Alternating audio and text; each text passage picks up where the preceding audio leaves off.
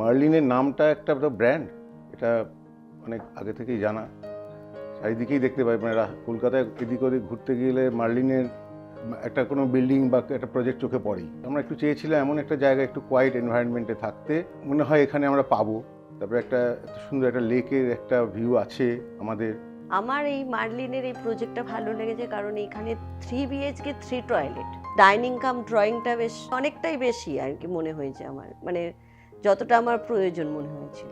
তো এছাড়া সব থেকে বেশি আমার যেটা ভালো লেগেছে সেটা হলো টেরেস, ওপেন টেরেসটা। আমি মানে মার্লিনের আগে আমি অনেক প্রজেক্টে দেখেছি, আমারও ইচ্ছে ছিল এরকম একটা ওপেন টেরেস হোক। তো এই জন্য আমার এই ফ্ল্যাটটা খুব ভালো লেগেছে।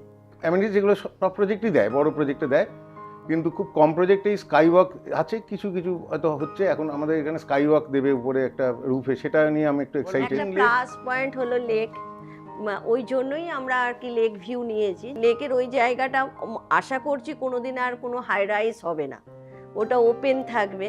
লেকের পাশ দিয়ে ট্রেন যাচ্ছে, ফ্লাইট, এয়ারপোর্ট দেখা যাচ্ছে, এইগুলোও একটা মানে প্লাস হয়েছে আমাদের এই প্রজেক্টে।